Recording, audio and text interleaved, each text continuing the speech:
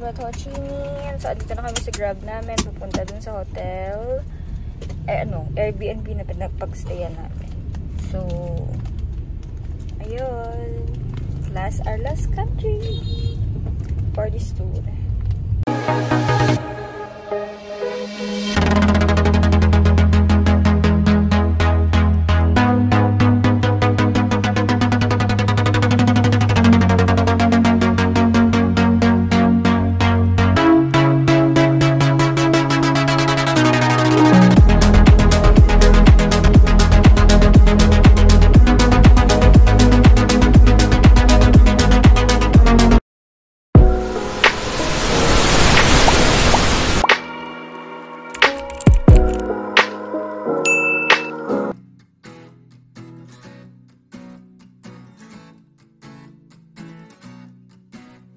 You kept me awake each night, baby, let me feel your lips, but no, you're too precious, you're too innocent for this.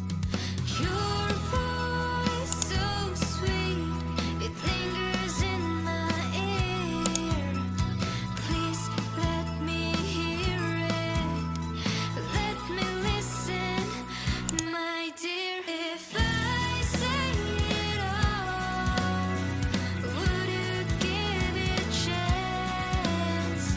Or would you say the words? Guys, nag-freshen up lang kami. Mabilisan, pupunta kami ngayon sa Saigon Sky Tower. Sana maabot na pa namin yung sunset. Kasi ang sunset dito is around 6. So, ayun. Yun yung first agenda namin for today. Mabilis kami kasi mabilis na kami nag-freshen up. As in literal, nag-get ready in 5 minutes or 10 minutes. Nakaligo na si Jowa. Ako, nag-half bath lang ako.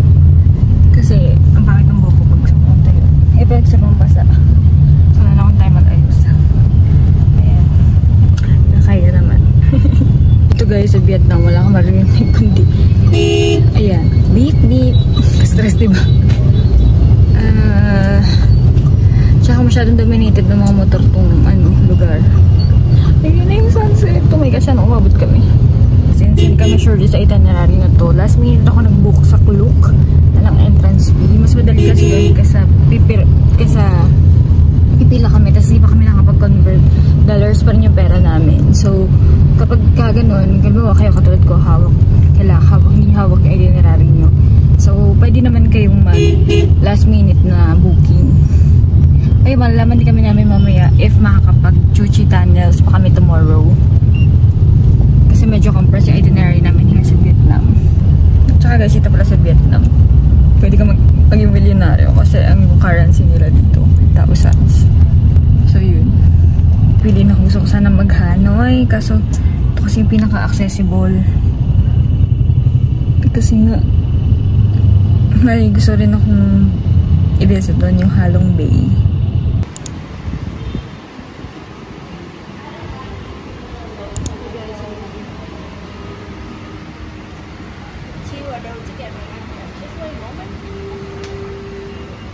Can we have? Guys, nakakaabot naman kami kahit pa paano. Time check is already 5:30 here in Vietnam. So we are waiting for sana umabot kami sa sunset.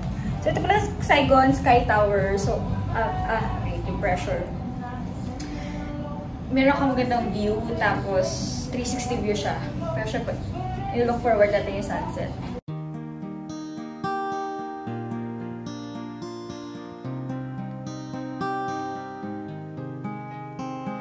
I'm going under and this time I fear there's no one to save me. This all and nothing really got a way of driving me crazy. I need somebody to heal, somebody to know, somebody to have, somebody to hold. It's easy to say, but it's never the same.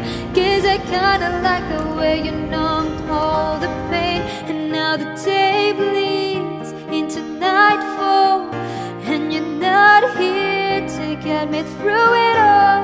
I let my guard down, and then you pulled the rug. I was getting kinda used to being someone you love. I'm going under, and this time I fear there's no one to turn to. Pag-freshen up na, dito na kami back to the Airbnb.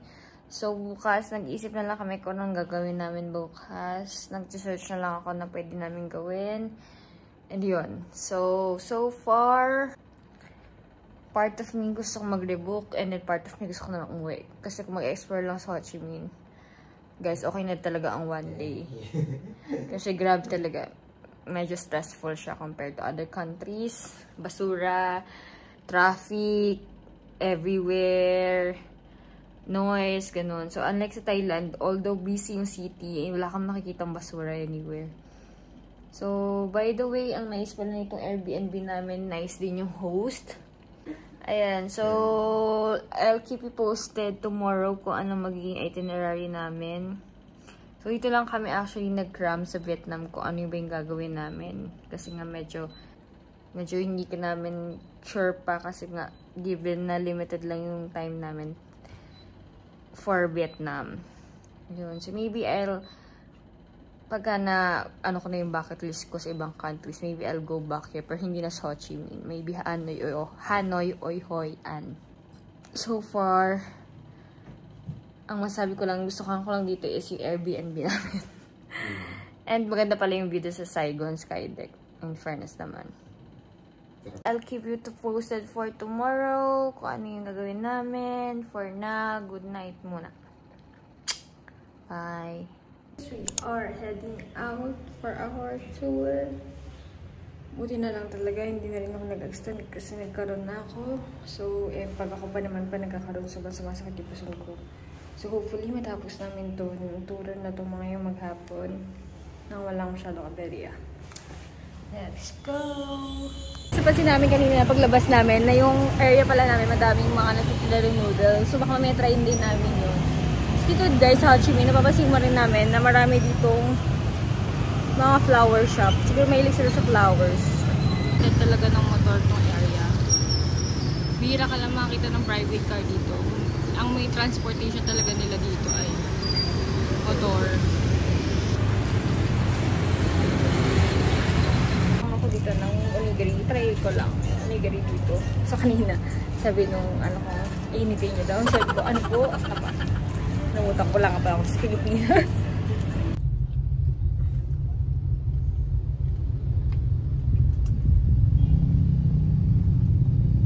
Masyasyak ka talaga dito pagdating sa traffic. Tsaka yun sa mga motor. Yung motor helmet nila dito is parang yung helmet ng bike. Ganon. And so, dito, alam nyo, ang maganda sa namang bansa, kahit pa sabihin mo, mukha lang siyang Pilipinas, makikita mo yung kultura ng ibang bansa, tapos yung pagkain nila, food, ganyan. So, yun yung nagpipikal ng interest ko. Kahit na, alam mo, itong tatlong magkakatabing bansa na ito. Doon mo masasabi na kahit sabihin mo magkakatabi sila, may mga iba't iba pa rin silang tradisyon, paniniwala, kultura. And in terms sa mga tao, mas bet ko ang mga Cambodian people because I feel like mas malapit sila sa pagiging hospitable ng mga Pinoy. Yung Thai, makakachempo ka ng mabait, may matachempohan ka din na rude. Dito sa ano, wala pa ako sa Vietnam. Wala pa akong na-experience nila. Parang generally tahimik sila. Ano? Pwede ka rin pala mag-book sa Klook ng tour. Pero kami ngayon, yan lang namin nag-DIY uli kami using Grab. Not sure kung mas makamura ka kapag nag-joiner store ka.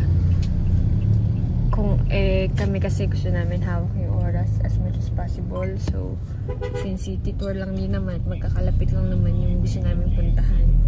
So, we did it. DIY na lang.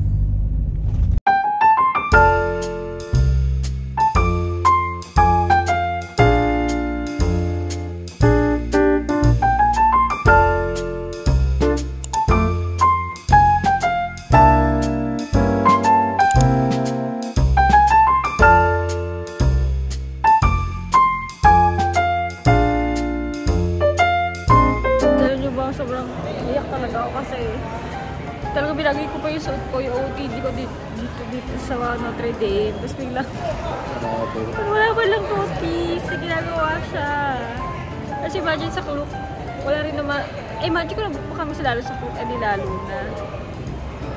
Guys, bumili na lang kami ng pasalubong here. Paano naman kahit pa paano masulit.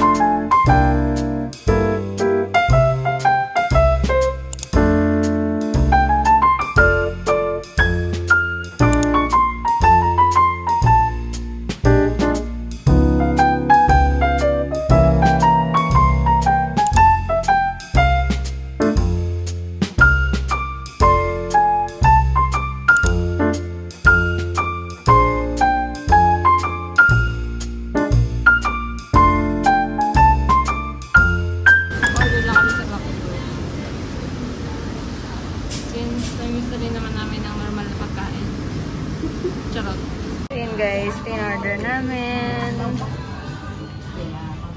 Black cafe here.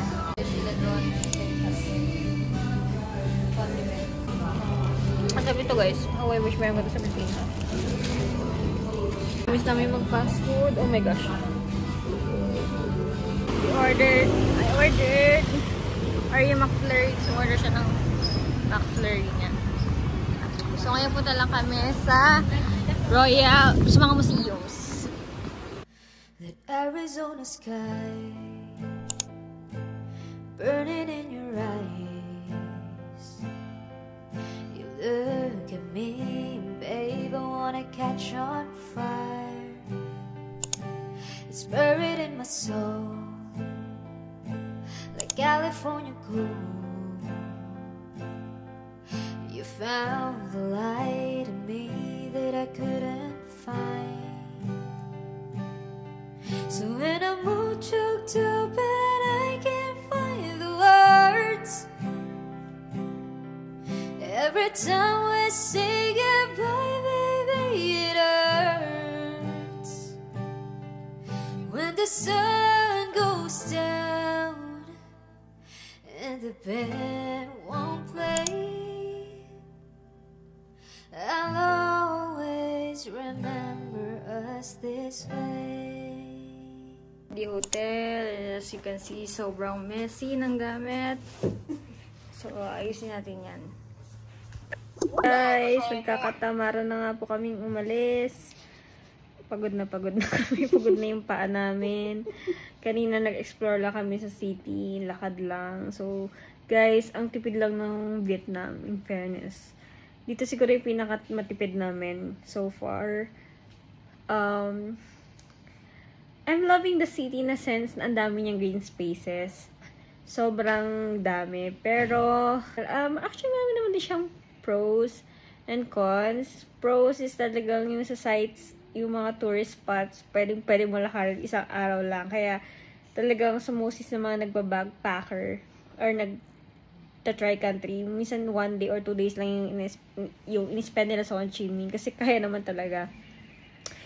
Hindi na pala kami nag-Mekong River and kasi kasi yung work ko naman sa Pilipinas, puro naman ako sa mangroves, hindi naman yung nakikita ko.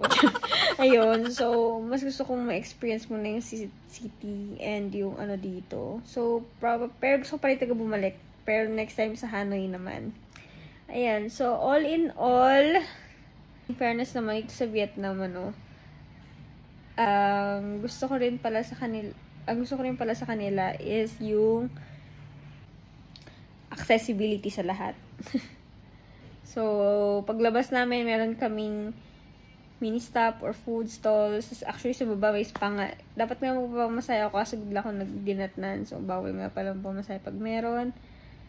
And, ayun, kung kayo ay planning mag-try country guys, okay na ang 1 day or 2 days, just like us, 2 days and 1 night here sa Vietnam. Sa Ho Chi Minh, kayang-kaya na. we are heading out pala. Hindi namin natiis. So, since may mini-stop lang naman sa labas, baka yun na lang yung kainin namin. Lang namin from 7-Eleven. Nag-ubos lang kami ng pera. Actually, nag-withdraw si Jowa kahapon 1 million dong. So, guys, wala. Halos yung gastos namin. Ito, nag-ubos na kami kanina sa 7-Eleven kasi wala naman kami ano. Ayun, super mura. Wala lang. Ang dami mo nang bibili. Sana o. Samantala yung 1K sa atin. Isang gatas lang ito nang bibili ng doon.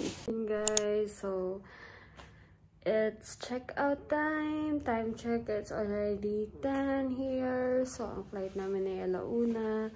So, agahan na rin namin yung pag-check-out.